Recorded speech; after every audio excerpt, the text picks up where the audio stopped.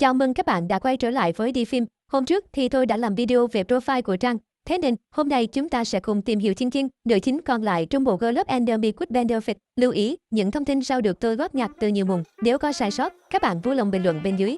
Không dài dòng nữa, intro.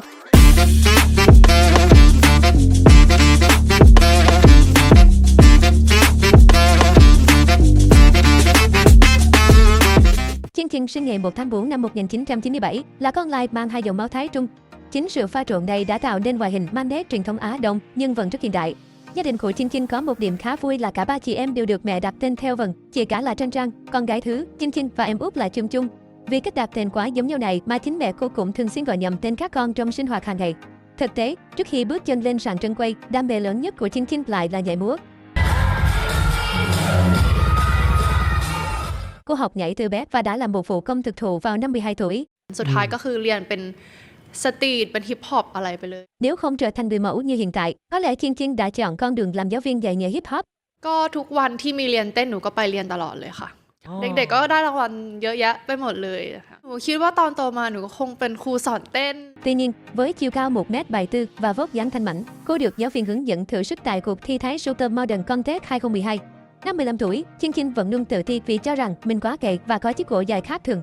Nhưng trong ngành thời trang cao cấp, những đặc điểm lạ này lại chính là tiêu chuẩn vàng để thành công.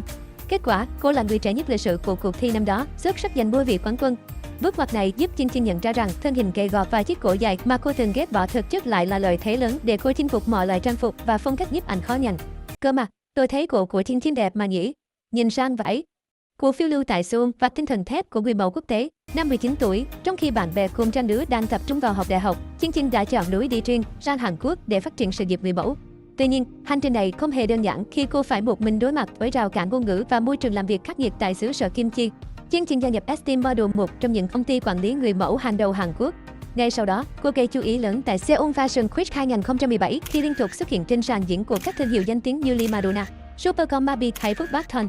Thành công của Chin Chin tại Hàn Quốc không chỉ giới hạn trên sàn các quốc. Cô trở thành gương mặt đại diện cho thương hiệu ấy Secon, là nàng thơ của Didalia và góp mặt trong các chiến dịch của Donacon, thương hiệu thời trang đường phố thuộc YG Entertainment. Sự kiện mình đa sắc, từ trendy ra đến màn ảnh rộng. Sau khi đã có chỗ đứng trong làng mẫu, Chin Chin bắt đầu thử sức ở những lĩnh vực mới.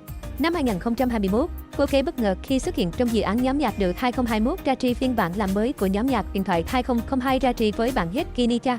Dù đứng chung sân khấu với những cái tên có giọng ca nội lực như Gambi Cha Jenny hay rapper Millie, Chin Chin vẫn biết cách tạo dấu ấn riêng. Dù tự nhận mình không phải là một ca sĩ chuyên nghiệp, nhưng sự góp mặt của Chin Chin đã mang đến một màu sắc thời thượng cho cả nhóm. Ở mảng điện ảnh, Chin Chin ngay lập tức để lại dấu ấn với vai diễn đầu tay trong bộ phim Aqua. Thực tế, ban đầu cô không quá mặn mà với diễn xuất và từng có ý định từ chối vì nghĩ mình không phù hợp. Tuy nhiên, sau khi được đạo diễn thuyết phục, cô đã thử sức và nhận ra niềm đam mê mới này.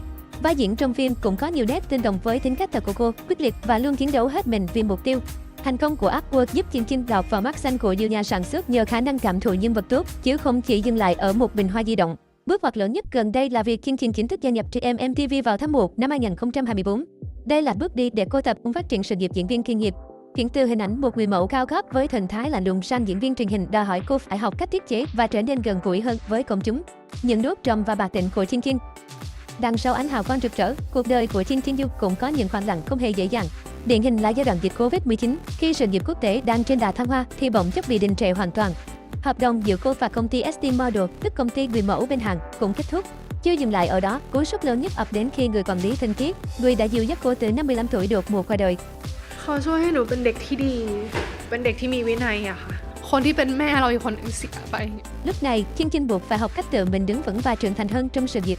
Về đời tư, dù khá kín tiếng, nhưng Chin Chin vẫn giữ được sự kết nối rất riêng với người hâm mộ thông qua những khoảnh khắc tập luyện thể thao hay những chuyến du lịch đầy cảm hứng. Vô thời trên đời thường của cô ưu tiên sự tối giản và tính ứng dụng, luôn toát lên vẻ cung ngầu tự nhiên mà không cần phô trương. Với Chin Chin, mỗi ngày đều là một trải nghiệm để khám phá một phiên bản mới của chính mình, bất kể là trên trang các quốc, trong phòng thu hay trên phim trường.